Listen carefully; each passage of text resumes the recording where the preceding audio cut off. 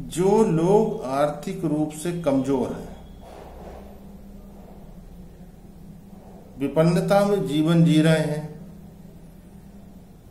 तंग हाली में हैं, बदहाली में हैं, मेहनत और मशक्कत पिछले काफी सालों से कर रहे हैं, यहाँ तक कि जीवन ही खपा दिया है मेहनत और मशक्कत में, किंतु संपन्नता घर परिवार में नहीं आ रही।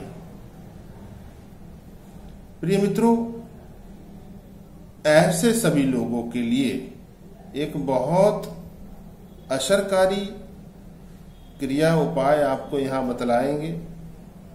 विश्वास के साथ आपको करना है, श्रद्धा और मनोयोग से करना है। कुछ खास कठिन नहीं है मित्रों, किंतु इसका जो प्रभाव है बहुत गहरा प्रभाव पड़ता है। जैसे कि पुराने वृक्ष की जो जड़ें होती हैं, पीपल, बरगद आदि की, पाकड़ की, बहुत गहराई तक होती हैं।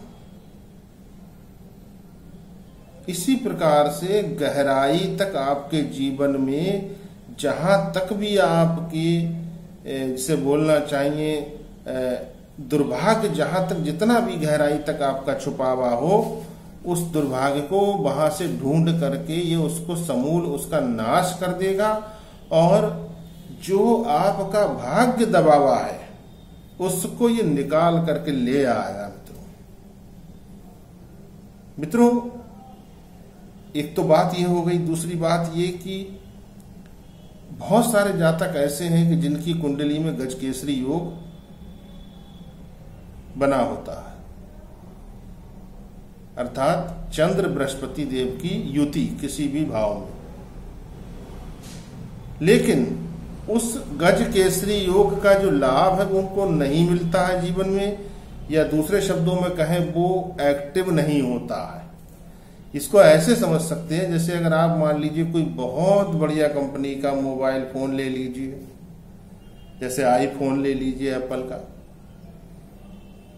उसमें आप बढ़िया सा कवर लगवा लीजिए, लेकिन वो जब तक एक्टिव नहीं होगा, जब तक कि उसके अंदर रिचार्ज किसी कंपनी का नहीं कराया जाएगा नेटवर्क के लिए, जब तक तो वो एक इंस्ट्रूमेंट ही है केवल मित्रों। लेकिन वो एक्टिव तब होगा जब किसी कंपनी का जो नेटवर्क प्रदाता कंपनी है उनका रिचार्ज उसमें डला लिया जाएगा, सिम उसमें डाल लिया जाएगा, तब वो जाकर एक्टिव होगा, वरना तो वो एक केवल मात्र एक इंस्ट्रूमेंट है। ठीक इसी प्रकार से गज केसरी योग जो होता है बहुत सारे जातकों की कुंडली में पाया जाता है। अभी एक रिसेंटली एक किसी व्यक्ति ने कुंडली भेजी तो उनके लगन में गज केसरी योग बना हुआ है, किंतु वो एक्टिव नहीं है क्योंकि उनके सप्तम भाव में राहु बैठे हुए हैं, जो वहां से अपनी पूरी दृष्टि लगन में बैठे चंद्र बृहस्पति पर को डाल रहे हैं।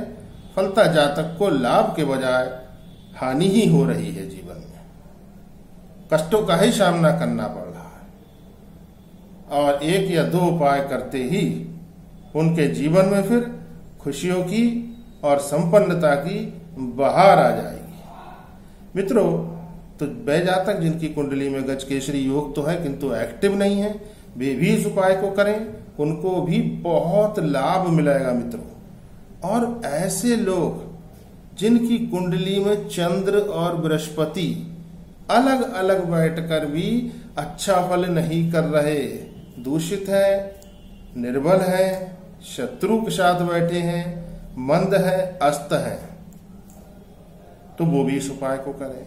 और वे लोग बिल्कुल करें जो आर्थिक रूप से कमजोर हैं, भगवती महालक्ष्मी जिनसे रूठी हुई है। अब उपाय की बात करते हैं दोस्तों। देखिए मित्रों, आपको कल पूर्णमासी के दिन से इसको प्रारंभ करना है। आपको सफेद चंदन लेना है, सफेद चंदन अच्छी क्वालिटी का, अच्छी कंपनी का ले लीजिए एक डिब्बी, और आपको हल्दी लेनी है पिसी हुई। जी हाँ मित्रों, पिसी हुई हल्दी और सफेद चंदन निकाल करके एक डिब्बी, बड़ी डिब्बी में मिक्स कर लीजिए।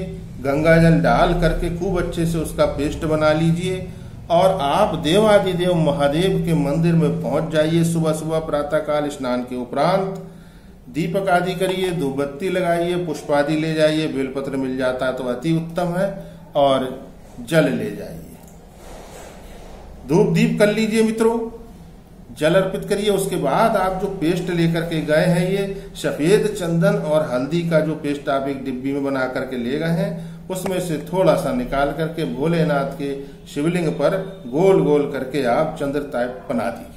चंद्र आकार में, मतलब गोल पूर्ण चंद्र जिसको बोलते हैं, पूर्णमासी का चांद जिसको बोलते हैं। अर्धचंद्र नहीं बनाना है मित्रों, पूर्ण चंद्र बनाना है उनके शिवलिंग के ऊपर वाले हिस्से पर। बस इतना आपको करना है। उसके बाद वो डिब्बी लेकर के अपने घर आ जाइए।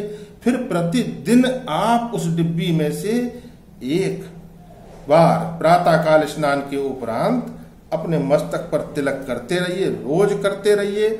आपके जीवन से विपन्नता धीरे धीरे धीरे धीरे समाप्त होने लगेगी। ऐसे ऐसे रास्ते आपके जीवन में खुलने लगेंगे कि जो आपने सपने में भी नहीं सोचे होंगे, कल्पना से बिल्कुल परे। ऐसे रास्तों से आपके घर में धन आने के मार्ग बनते जाएंगे। भगवती महालक्ष्मी की कृपा आपके घर परिवार पर होगी। विपन्नता संपन्नता में तब्दील हो जाएगी मित्रों। गरीबी दरिद्रता धन में परिवर्तित हो जाएगी और घर से सभी प्रकार की जो नकारात्मक ऊर्जा है बाहर चली जाएगी। और घर के अंदर जो व्यक्ति रहते हैं वे सब अच्छी प्रज्ञा के स्वामी बनेंगे। जी हाँ मित्रों, घर का अगर मुखिया इस क्रिया को करता है तो घर के सभी जो उसके बालक हैं वे सभी मेधावान होते हैं। मित्रों, इस उपाय को कल पूर्णमासी से आपको प्रारंभ करना है। शिवलिंग पर कल प्रथम दिन ही लगाना है। बाकी फिर अपने इस डिबिया को घर में लाकर रख लीजिए मंदिर में, और प्रतिदिन स्नान के उपरांत उसका ही तिलक अपने ललाट पर करिए मित्रों, किस्मत चमक उठेगी। अब आज आपको यहाँ बतलाते हैं कि कल मेरे किसी भाई ने मुझको एक कुंडली भेजी कि उनकी कुंडली में 12 भाव में मंगल बैठे हैं, चतुर्थ भाव में सूर्य राहु बैठे हैं और छठे घर के अंदर शनि चंद्र हैं।